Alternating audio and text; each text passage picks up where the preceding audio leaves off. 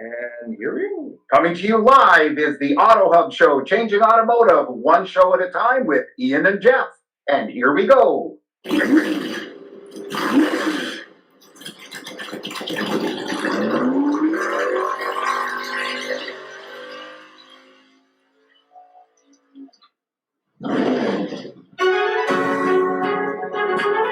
said you can't teach an old dog new tricks? Hi, I'm Gail Rubenstein, the founder and CEO of a company called Retail Resilient, social selling for the car industry. And we help auto dealers, auto agencies, and vendors in the auto industry sell more cars, service more cars, and make more money using our social selling strategy. That includes TikTok, Instagram, Facebook, LinkedIn, and anything else you can think of. So if you're looking to invest thousands and make millions, we're definitely the social selling company for you. Like I said, who said you can't teach an old dog new tricks? If you run a service drive, you know these days, first impressions matter. But when your advisors are tied up with inbound phone calls, they tend to neglect their other, more important duties.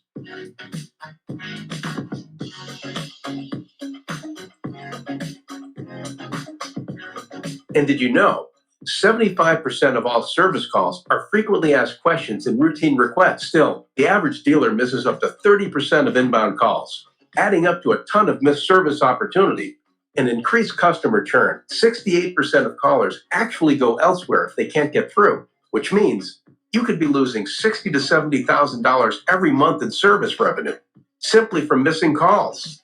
So who will pick up? Introducing Brooke. Hi there. Your best service scheduling assistant. Brooke is the first intelligent digital voice assistant to answer, handle, and appoint all of your inbound service calls. And talking to Brooke is like talking to a friend with human-level understanding in a friendly conversational voice. Her conversational intelligence is built on millions of actual service industry conversations. Book with Brooke today. Visit Brooke.ai or call 866-942-1236. Finally, the perfect match. Our goals are always to improve. Every month we want to improve better on what we did the month before, maybe the year before. It's about how fast we can get the cars done with quality work to get it to the front line, because that's where we make our money. And the bottom line is the longer it takes, the more money you spend. We want to get it down as low as possible. Right now, like I said, we're in a great stage. We're at 4.5 days. In recon, we want to know how quickly we can get the cars out of the recon process and to the front line. The average days in recon and then the time to line are the most important things to be looked at. I'm Mike Burrell, I'm Service Director at JM Lexus.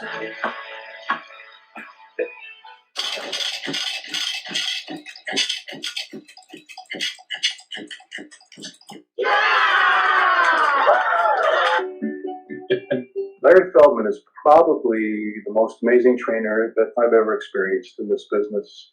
I've been in the car business now for 35 years, and I've seen quite a few trainers. A lot of them are pretty good. I mean, really, I get something out of all of them that I've seen, really. But Larry is in another class. I really mean that. His training is literally riveting. A little while back, I sat in on his first training that I ever sat in on. It was for new hires. I still remember. I'll never forget it. About 25 people in the room who've never sold cars before. And after 2 hours, I raised my hand. Larry stopped what he's doing and said, yes. And I said, maybe we should take a break. And literally, I'll never forget it. All 25 people turned around, looked at me, and went, well, okay. And he kept going for another 2 hours. Since then, I've seen a few other of his trainings. I've hired people out of his classes. All I can say is, you got to give him a try. All righty, good morning. So go ahead, Mr. Jeff, with our disclaimer. Oh, do I have to? Boy, oh boy, I just got to pass the buck and tell everybody that that we have no responsibility for anything that's said on the show. Actually, officially, our disclaimer is the views and opinions shared on this show are those of our guests and not necessarily of that of the Auto Hub Show or Ian and Jeff. Thank you. And by the way, good morning, everybody. Morning. So I picked a few books. There's so many books on change. These are just a few. Drive by Daniel Pink, Simon Sinek, and Primal Leadership, talking a little bit about change. Obviously, change is constant and accelerating. We were just in San Diego. If you haven't checked out the video on our site, Is an interview with one of the co-founders of Carvana, also known as Darth Vader by some people. Really interesting, but also if you're interested in Steve's slide deck, let me know from the show. It was really interesting. Just some data on change. So we're talking about change today, so let's get into it. Well, yeah, it's about change. It's about what have we learned in 2022? And joining us today, boy, oh boy, we got a great couple of gentlemen, plus some good friends of the show too, joining us. And first of all, we're going to introduce somebody who's new to the Monday show of the Auto Hub show, Jim Johnson from VDX TV. Officially, the term I don't know, and if I forgot a dot, I'm sorry. Jim, would you mind introducing yourself? Tell us where you're joining us from, and tell us a little bit about you and the company. Absolutely. So, hello everyone. My name is Jim Johnson. I am the VP of Account Planning with VDX.TV. We are a digital marketing company I'm based in Los Angeles, California. My company's in the Bay Area near San Francisco. So we do a lot of work with OEMs, dealerships, Tier 2, all of the above on their video marketing efforts. We find out who is buying their products, and we try to find them more customers. At the end of the day, we're a marketing company, and that's kind of who we service. So that's me, and I appreciate the invite. Perfect. Well, thank you, and thanks for joining us. We're looking forward to your input. Joining us next is from a teeny tiny little town, my favorite name of any place I've had it on here, Bonita Springs, Florida, is our good friend Don Graff of Graff Performance Automotive Matrix and stuff and training and all that other stuff. Don, say hi and tell us a little bit more. Morning. How's everybody doing? Fantastic. Thank you. Good. Excited to be here today.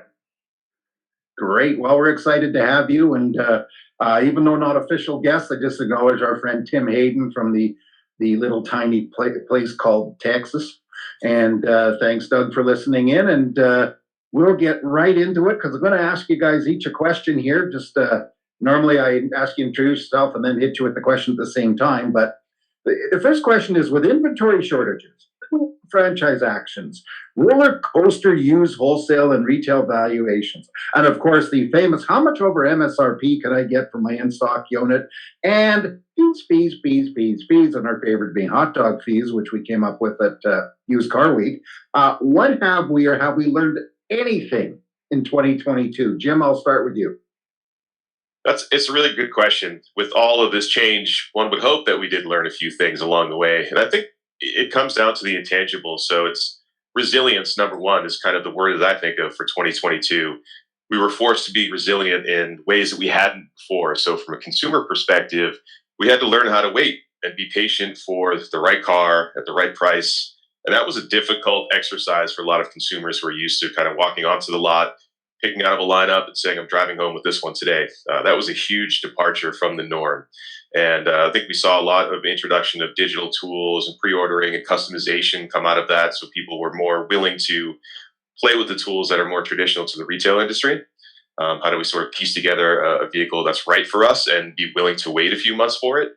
That was really interesting. And that required, again, a level of patience and resilience from the consumer side.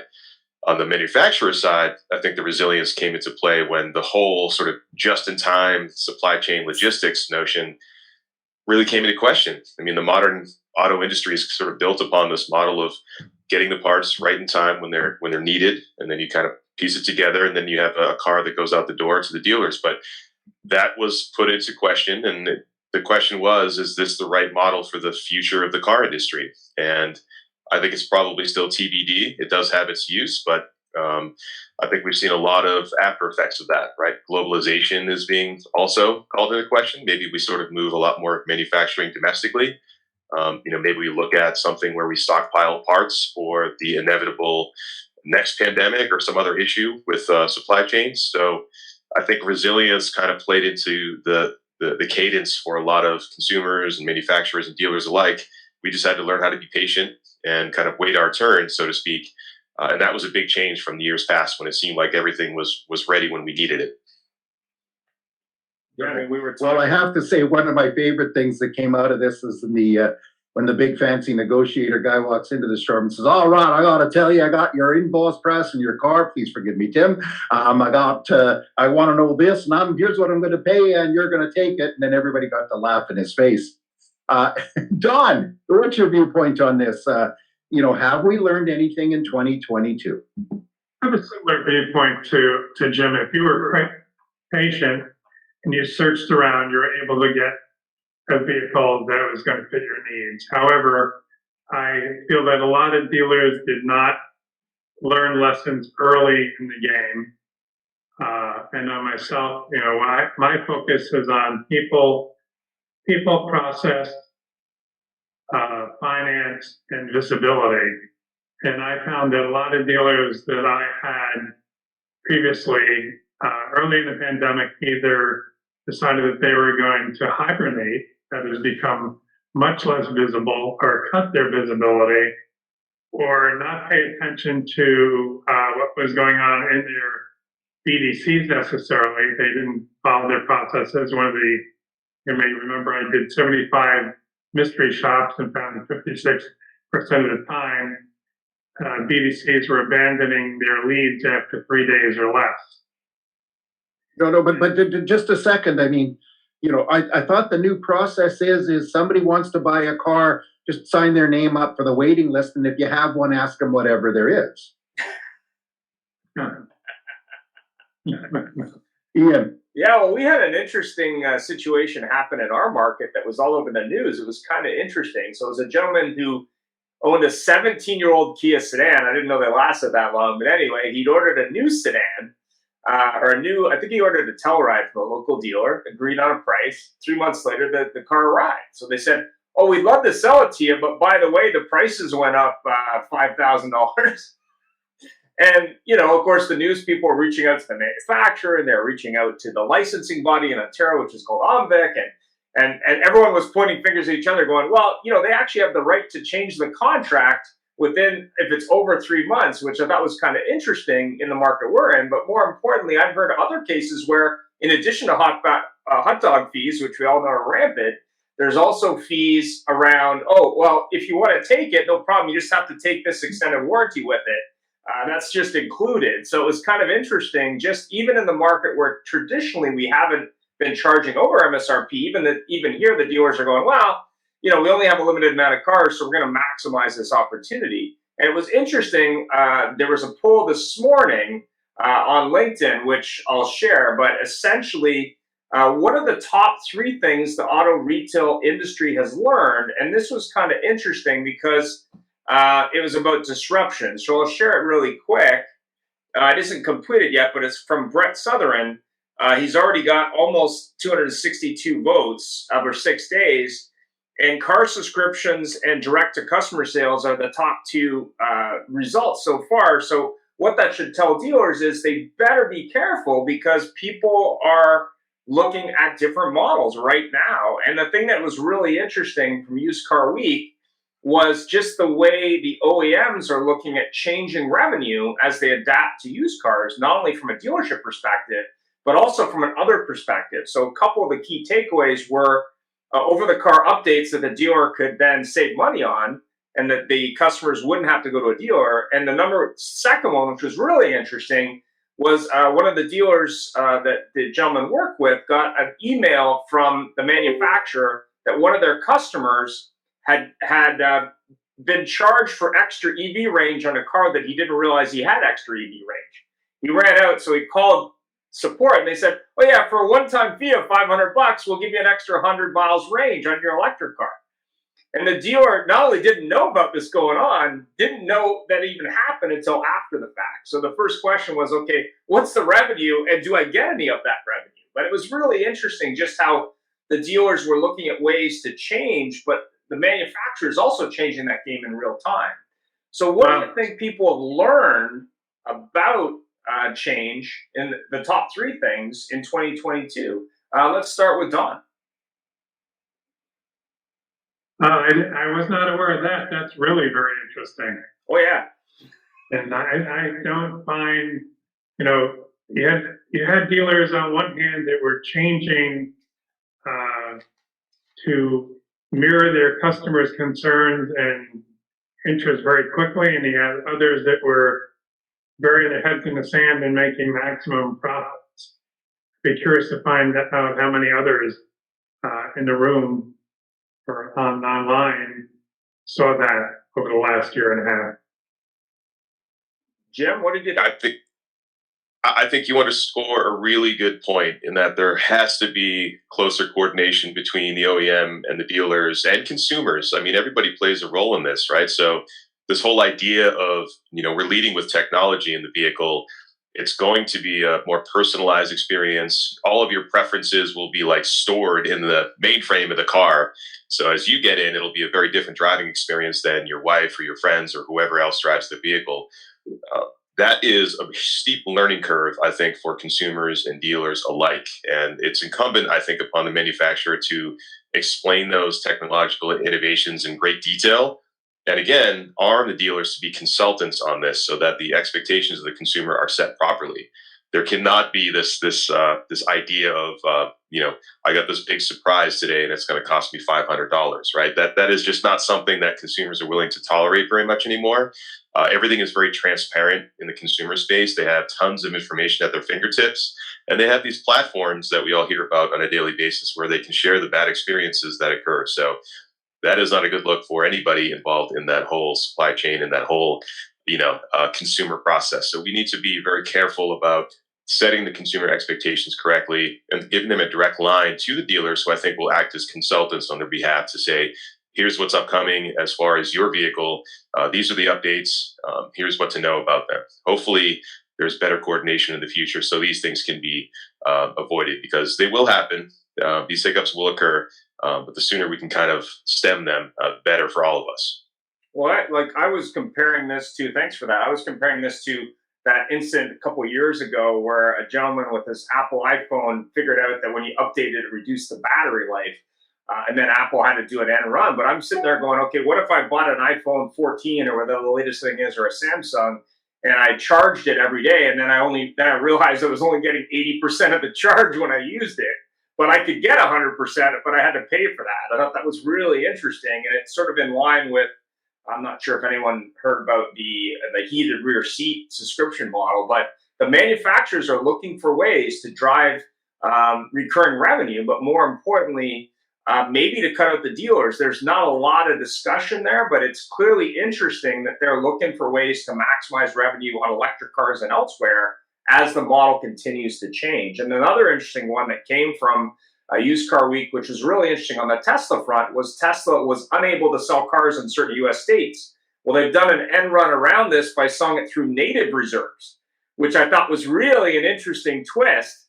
And obviously, all the OEMs are looking at this as Musk and the boys blaze a trail. But the most interesting one recently was VinFast, who's now launching cars in North America and is delivering to the US right now. So it'll be really interesting to see if the Vietnamese with VinFast blaze a trail for the Chinese, who I'm sure will be the next volley. So go ahead, Jeff. Well, actually, the beauty of VinFast is which I'm discovering now, being in the used car business, is they lease batteries. So you get your car, you get your battery, and then in whatever period of time, I don't know the details, you redo a lease, give them your battery back, get a new one. And I'm starting to look at taking in some used electric cars, and out of 10 that I bought recently, I've only been able to keep one because the batteries are basically toast. So that's a very interesting thing. And so, as we go forward to 2023, truly, and we're just making this comment right now, about OEMs, about customers, about that survey. Right now, it kind of sounds like the fella from WWE, should be at the entrance to every dealer as you open the door. Ladies and gentlemen, oh, what happened? Did I cut out? Yeah, too much voice. Yeah, I was commenting Ian earlier that some of the stuff got cut out, so I think the system does not like. Anyways, so moving on to 2023, who's going to be driving the change? The OEMs, the dealers, or the consumers? Don, I'm going to hit you with that one. Wow. It's interesting. Usually it's a consumer at some level is finding something interesting or scientifically what's going on in the marketplace, and they spur the OEM to bring that change to the marketplace. I think someone like Tim is on the cutting edge usually and has some, may be able to provide some guidance. Tim? You're muted. Let me cutting edge of muting myself. Yeah. No, I think, Ian, you hit the nail on the head when you were looking at that LinkedIn poll, right? Where it led off with direct consumer and auto subscription, right? Vehicle subscription plans. When we have this question, is it the OEM, is it the dealer, is it the consumer that's driving it? It's everybody driving it, but really the consumer drives everybody. The consumer is being shaped and forged into new behaviors by folks that have nothing to do with the automobile industry. And then everybody who's all about cars. So just look at Turo, for instance, right? Explosive growth, people building cottage businesses around Turo to where it doesn't matter where you live, you're going to find that you can have the car that you want at the rate that you want and have it delivered to your house and use it for just a day. That changes a certain view of owning a car, a certain view, not everything, right? I'm not saying that Turo by itself is going to change everything, but when you figure what Amazon and what our grocery stores have done with curbside pickup, what Open Table and Resi have done to allow us to not have to walk into a restaurant to get on the waiting list, not make a reservation, but just to get on the waiting list, right? It's all about that personalization. It's about some of the stuff Jim was talking about earlier, right? It's leveraging technology better than that, data and intelligence, to deliver an extremely personalized and relevant experience. And I think again, I'll restate what Jim said. This is going to be a hard pivot for dealers to deliver on that, and even harder for them to explain how they can deliver it to consumers. Hey, Tim, can I jump in for a second and just make a comment? So you made an interesting point. You talked about this whole notion of shared mobility. And then Peter made a comment about he was in the mineral business. It doesn't look like we might have the supply of minerals to sort of fuel this EV growth. And doesn't that play into this whole notion of shared mobility? So maybe it's not about building a car for every single person that needs to drive in the future. Maybe due to this lack of resources, now it's more of a shared mobility model where we build a certain number of vehicles based on how people need to get around. I think that those two might play a little bit better in the future than we can anticipate right now. Yeah, I think you're absolutely right. I mean, I think that's and Peter, I don't want to talk over you because you led with those things, but I was right behind you saying lithium is only around for 3 to 5 years, right? It's not that we don't have as much of it or as much access to it because of some of the countries where it's plentiful, right? There's some geopolitical things that are at play there as well. But it's that there's lots of other movement in the space of hydrogen, in the space of nickel, in the space of other things, solar even, which I think is further afield than a lot of people think. But there's a number of things that'll change that. But to your point, Jim, not everybody needs a depreciating asset in their driveway that sits there, for the majority of the time, or in their parking garage the majority of the time, or at the airport the majority of the time. I think folks are starting to wisen up a little bit. That's why we have Uber and Lyft. That's the market they serve. It's what Turo is doing right now as well. All these things reshape that the idea of owning a vehicle or just owning a vehicle for the time and the place that you need it. 100%. I mean, the other thing that was really interesting from a statistics point of view, from the dealership body, but also from the OEM, from Used Car Week, that part of that same deck was the unfilled orders for fleet, not consumer, but fleet. But more importantly, when you look at shared usage and you look at the fact that most cars spend 5 to 8 hours a day sitting there, that makes a lot of sense as soon as the technology comes to bear. But Turo has already proven that. But when you look at models like Airbnb and other, I mean, that's already a proven model. The question is, will that millennial or Gen Z do that versus owning a car? As cars become 9 or 10% interest, I can see that happening. But go ahead, Jeff. Well, it's interesting too because there's so many different models today, and I had to have a chuckle because we're talking about car share, et cetera. And up here we've got a very big operator, which is part of the AAA network of things that operates car shares, and they have a fleet of probably 2,500, 3,000 Priuses and five Hyundai Konas EVs, and they're getting used a lot. They're running 19 hours a day, and I actually used one the other day, and it was a 2017 Prius C with about 100,000 miles on it, and it's the worst Toyota I've ever driven because it was rattly, it was banging, because it's driven by bad people who don't know how to drive, and for about a 7-minute drive and over whatever they have there. So the question is actually, it's very funny, Peter. You mentioned this thing about lithium. And Ian and I are talking about 2023 shows, so we're going to speak using our Ready to Rumble thing. We're going to have you and James Carter on in a future show. And those of you who don't know James is an EV evangelist. Like really, he's a wonderful guy. And I could picture him on a stage in a suit with big smile on his face and saying, in the morning, you must get up and go, Elon, Elon, Elon. And, he really loves to post against hydrogen, against everything that the EVs are here. And this thing about lithium digging up 17 million acres to get, enough stuff for a battery is wrong. And Peter posts about lithium. So it's going to be very interesting. But getting back on topic, it's very interesting because this change is being driven from all sorts of angles. I don't know. This is, at first I'm saying, I've always thought consumers drive change. Consumers control everything, but consumers can only get what they get. And Peter mentioned about the $1,200 performance upgrade. And Ian, if you only pay $1,000, we'll give you a little more range, etc.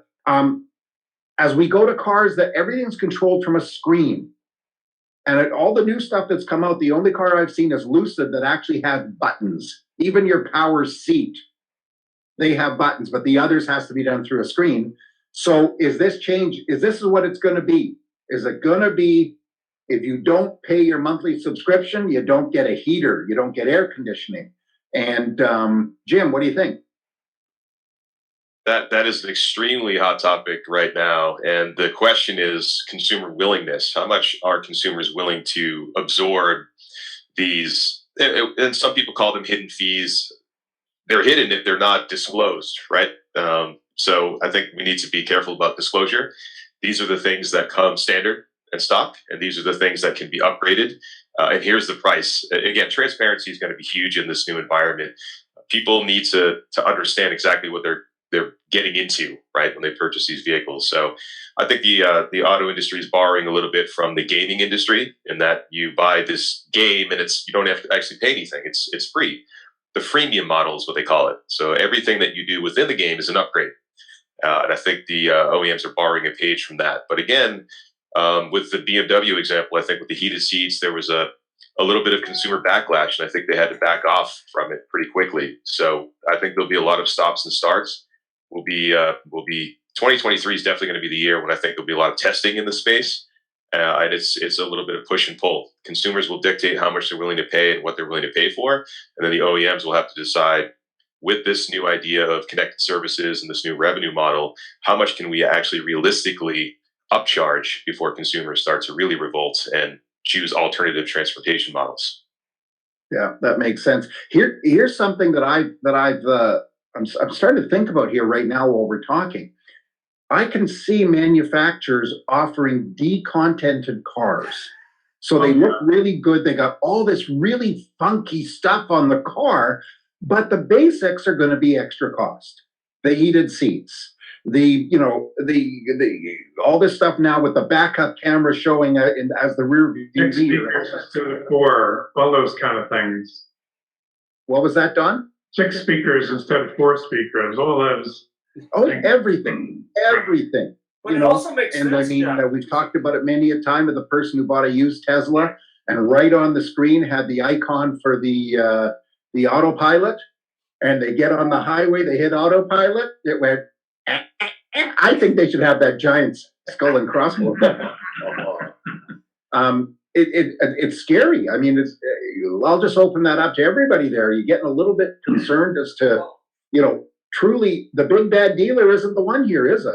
But it makes sense though, Jeff. Instead of building a whole bunch of trim levels and then hoping you can sell them, if you build one trim level and then sell the options, it makes sense. The question is whether consumers will bite into that and say, yeah, that works for me. I mean, it's not really a secret that manufacturers historically have built a lot of vehicles and then hope to sell them with incentives. If you only built one model and then basically that customer could then apply the features they want on a monthly, yearly, annual basis. But the big question is, can those dealers explain that? And will the consumers backlash against that? I mean, it's not like Tesla does that on some features, but their cars come full feature. But that model of building one trim level that then has these options as opposed to multiple trim levels may make sense as you look at just cost of building vehicles.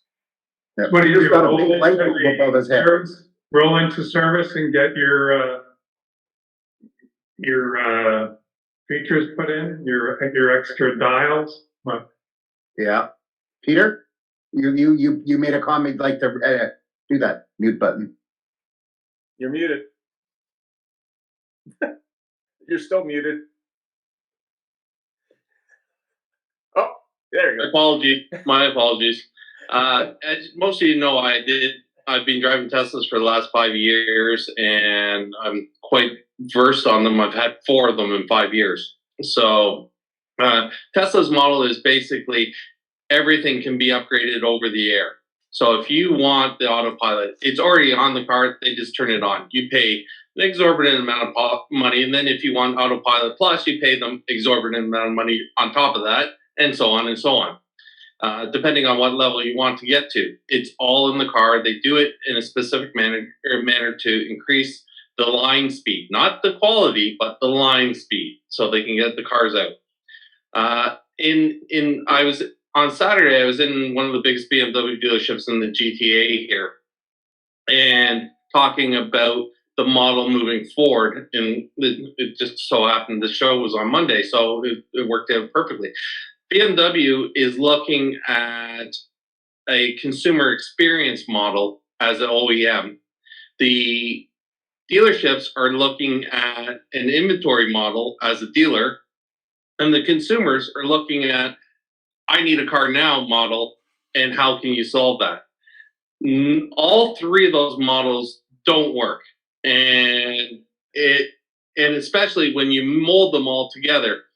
Now, BMW and most of the higher end, like BMW, Porsche, and I'll use Jeep, have an exorbitant amount of options and accessories that you can put on, because those 3 manufacturers have personalization issues with their consumers, because they want one-of-ones. They want it built to them. Aston Martin, Ferrari, they do the same. They're bespoke cars. But BMW, I'll take Porsche. Porsche is one of the few manufacturers in the world that you can buy a base car. And I mean, a base Macan is $60,000. And then you can put $60,000 worth of options on it from the factory and double your price of your car. So you can build it any way you want. You just have to wait for it. And Porsche owners get that. Other manufacturers, they don't. So how do you build out an inventory for a dealer, not worry about their floor plans, and because they're the ones that are going to carry the floor plans, and they have to have, and BMW has, I think, 112 different models now. How do you carry that amount of inventory? And then the chances of the options and colors and everything else, you're into millions and millions of dollars of dead inventory just to satisfy the consumer. I had this discussion and I said, you're going to go to an order-only basis, and the manufacturer is going to have to supply you with the models so that you can go to the order-only basis and educate the consumer so that they know that they have a 6-month wait or whatever wait it is based on the manufacturer and the availability of supply. And German cars are getting killed because of Ukraine and the wiring harnesses. The Japanese are getting killed because of the chips. So are the North Americans. The only company that seems to be doing well on that is Chrysler. And I don't know how they're doing it with their days in supply. You go Well, to don't Chrysler. forget with Chrysler is their model is keep running the plants for the old product. They Yeah, still got the old Ram, they still got the old Grand Cherokee out there too, Yeah. and that's Yeah. filling up the lots. yeah. And the Jeep is as basic as a vehicle as it gets. So they're winning the marketplace right now. And there's But even I talk get about that, chips. You were adding telling, chips I know you have a Wrangler plug-in, but I have a good laugh. Not far from me is a street side charging station. There's 4 or 5 of them there, and I always see this Wrangler plug-in hybrid there with 37-inch tires on it, a big lift. They're knobby tires, and we know his range is about, for our American friends, it's about 15, maybe 20 miles on electric, because that just goes right out the window. Ian, let's move along. Yeah, I mean, if you could find one thing to make the industry better, if you could name one thing that can make the industry better in 2023, what would it be? And let's start with Don. Let's start with Don. One thing that would make the industry better? Yeah. Wow. Better supply chain. Okay. So if you were to solve that problem, how would you do it? How would I solve it? It's easy to say something now. It's sort of Yeah, let's get those schools. Let's get those chips. Not a problem. Let Amazon carry it. Yeah. Jim, what do you think? Yeah, I think it's going to go back to my earlier point of transparency. I think it's just really transparency up and down the supply chain, what inventory levels look like, what the pricing options are, what the availability of certain things are for consumers. The more transparent the industry can become with each other, from OEM down to dealer to consumer, the better we'll all be, because I think there were a lot of sort of, like you alluded to, some mysteries this year that were uncovered through consumers basically finding out something at the end of the day and not really understanding it or not knowing where it came from. So the more that we can be upfront and transparent with all of this information as we sort of move ahead into what the future looks like, which is shared mobility, which is a very technologically advanced type of driving experience. A lot of consumers out there just don't really know very much about technology, about EVs. They have very little knowledge of that. We've grown up in an era where you drive down the street, you fill up your gas tank, and you kind of move on, and you get your car serviced every 3 months. That era is slowly but surely ending, and there's going to be a huge and very steep learning curve for people who drive long distances to work and other places every day. So the more we can be transparent again, and the more we can educate, and that's where I come in. I do marketing. So a lot of what we're doing right now is consumer education. It's not necessarily about selling a vehicle. It's more about educating them on pricing and availability and the latest tech upgrades in cars. All of that stuff is helping. We see in our survey data, consumers appreciate that. So transparency is kind of where I net out. Peter or Tim or Larry or Sue? Go ahead, Tim. Tim, you're muted. Yeah, thank you. Well, no, I think transparency is there. I think, we've got an FTC rule that no one's mentioned yet that is going to go into effect 6 months into 2023, which I hope dealers heed and finally get their act together and understanding who their customers are. I mean, I think at the end of the day, I don't think most dealers have a clue who's bought from them over the last 10 years, over them some anecdotal views, persona mapping, maybe things that they've done, and maybe a few things the DMS has done to iterate itself to become more informative. But I think at the end of the day, I think this is the year for everything we're talking about. Dealers get serious about digitizing their business. They get real serious about understanding the intelligence they can have on their audiences by digitizing their business. And is there any comments about that rule and what that means for dealers? Well, I think dealers are going to push back. NADA has done a fine job of being able to make sure that when the law goes into effect or the rule, it's not a law, when the rule goes into effect on January 1st, that it doesn't have teeth, that there is a 6-month grace period, that's the same way customer data privacy works the world over, really.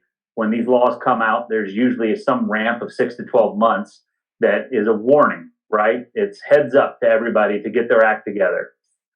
So I think that the problem here is people see it as a bad thing.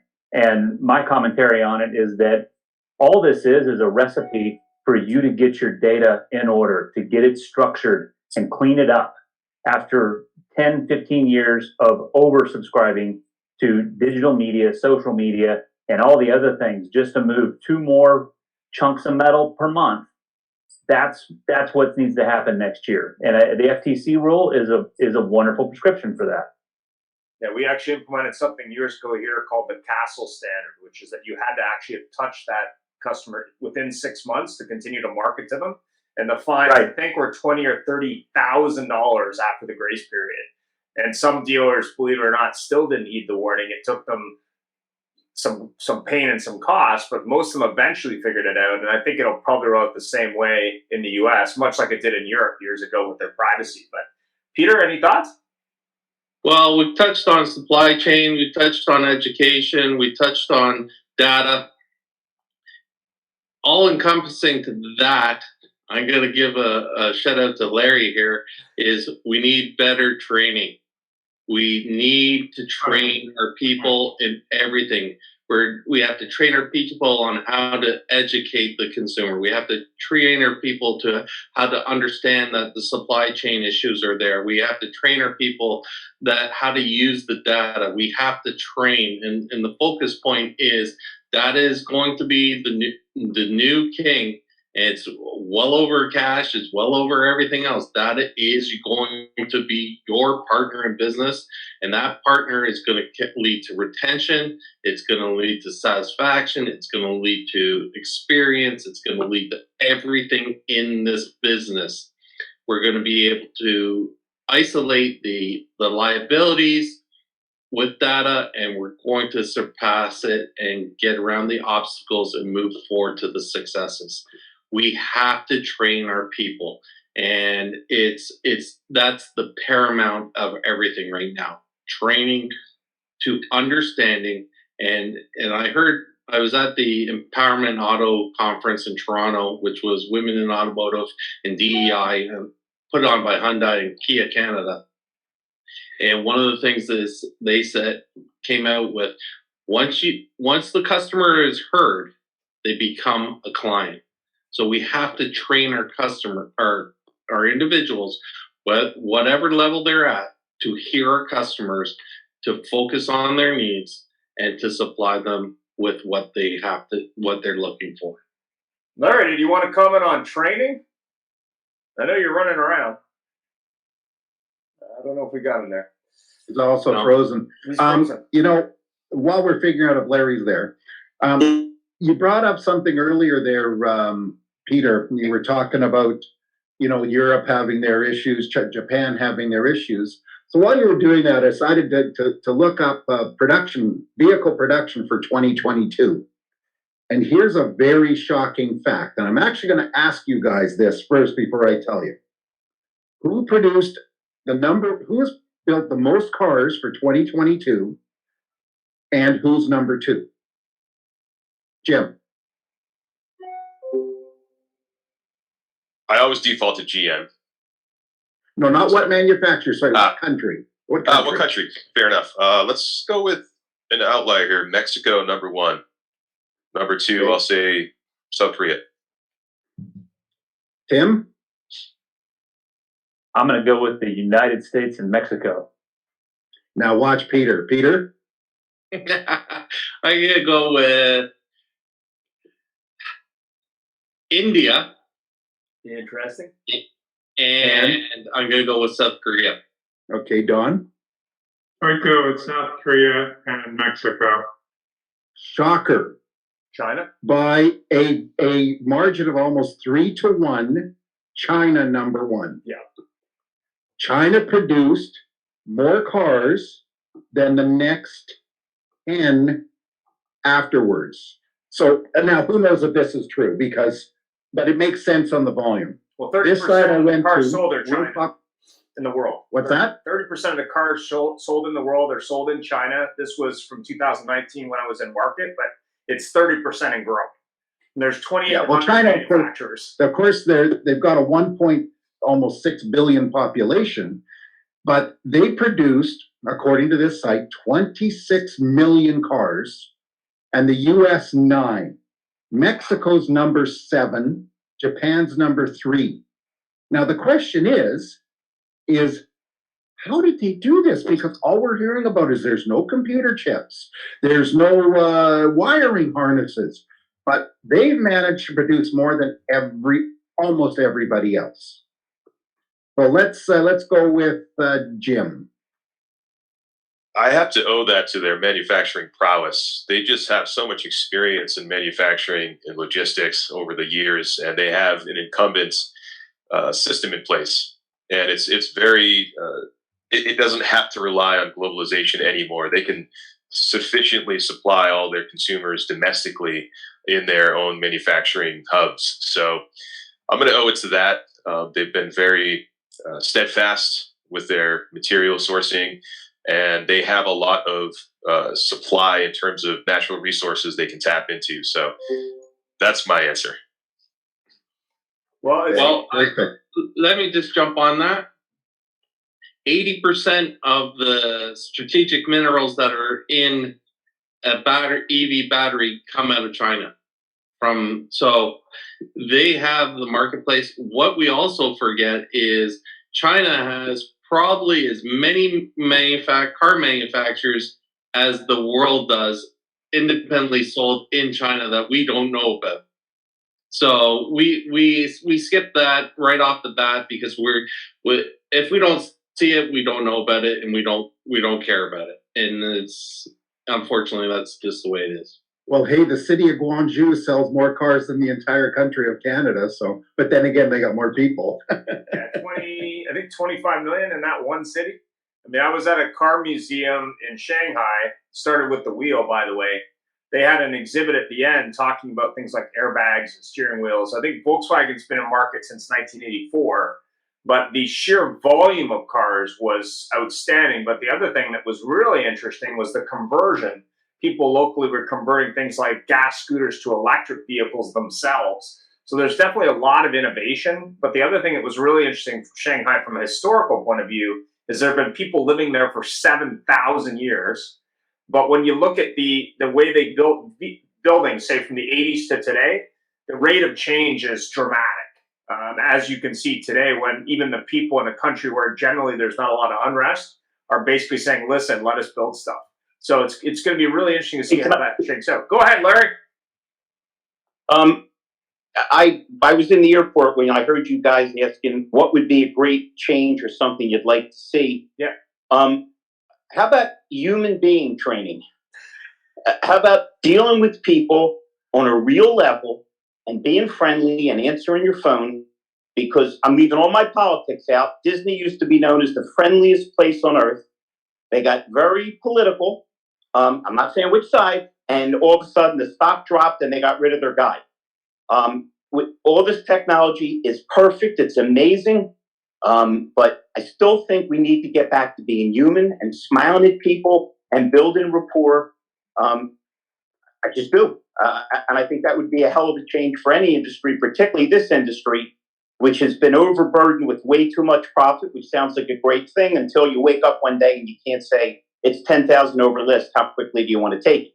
I vote for robots. Well, that's because I found out recently Jeff is a robot. Ian has to plug him in at night. It's very scary. And for all these listeners in the Vancouver market, Larry will be appearing live in person. Maybe, Larry, you can give them some dates just in case they haven't signed up already. Sure.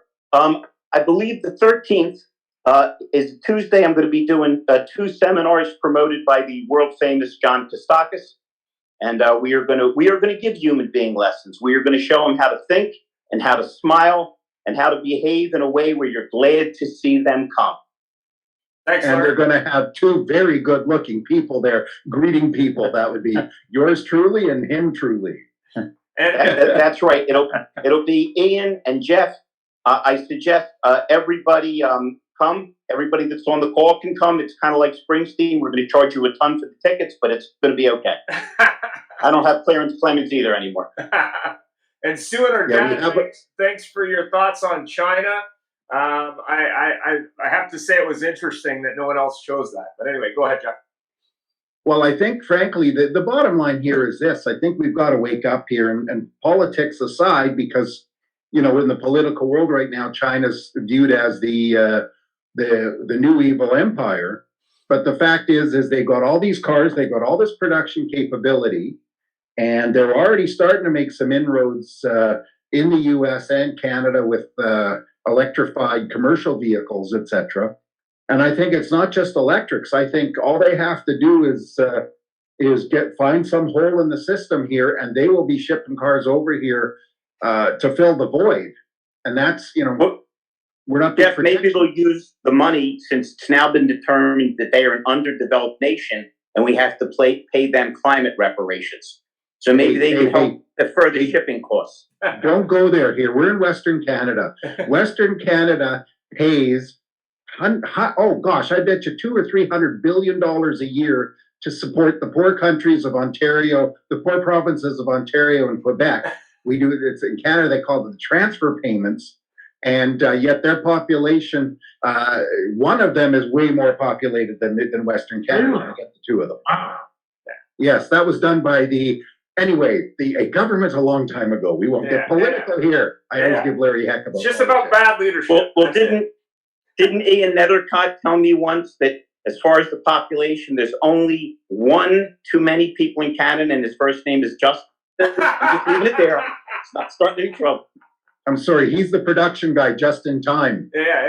Moving right along, we've only got a few minutes left, and we get back to the discussion of cars in the future. I'm gonna hit you with a question before I sign my end out, and Ian will close off.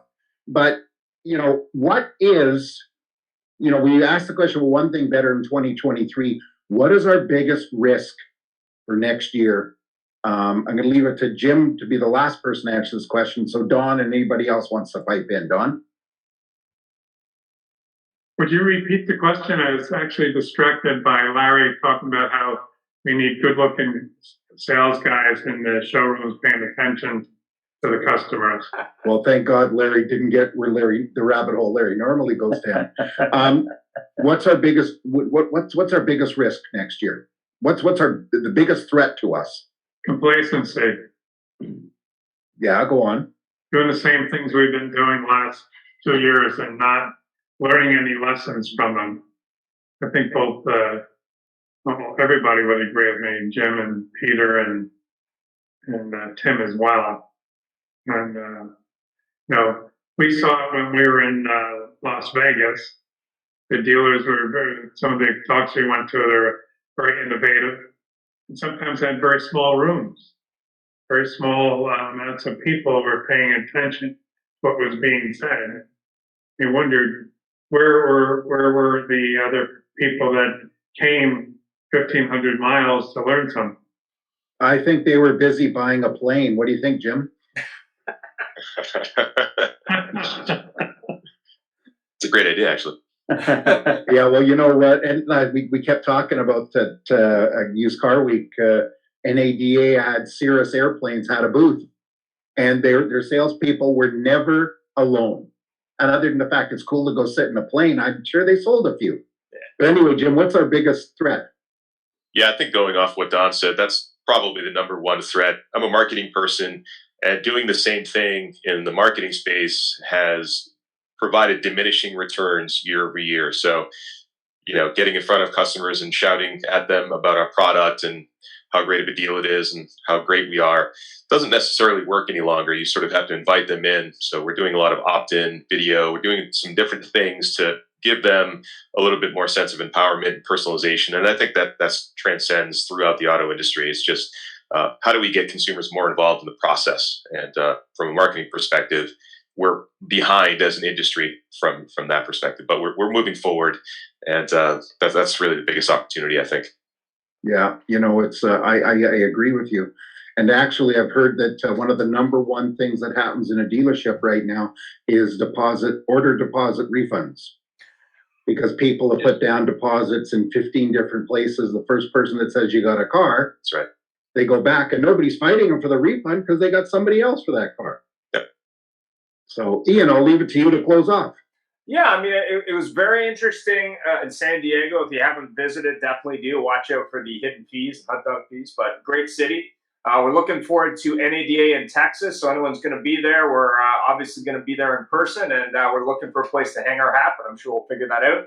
Thanks for watching. Thanks for all the input and listening. And, of course, I hope you are recovering well from U.S. Thanksgiving for our American friends. And all the best for the new year. We do have 3 more shows coming up as we finish the year.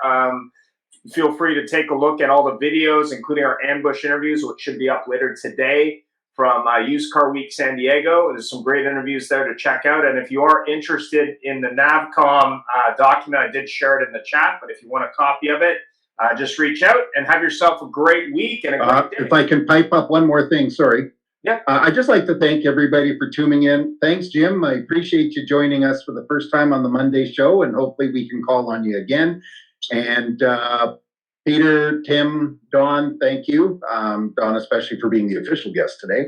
And then, of course, there's Larry, that we're looking at the bathroom in the hotel room or the roof of the car or something. And Larry, you didn't respond to my Facebook post I shared with you about Thanksgiving.